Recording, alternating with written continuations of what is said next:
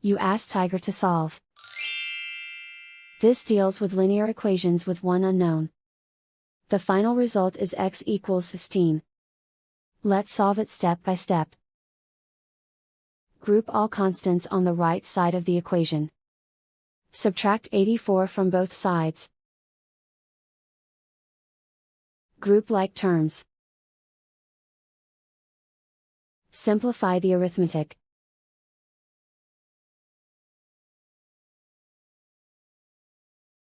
Isolate the x.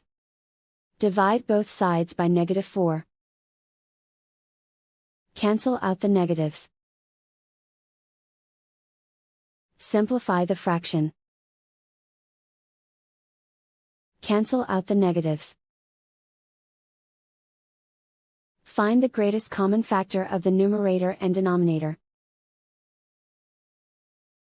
Factor out and cancel the greatest common factor. And so the final result is x equals 16.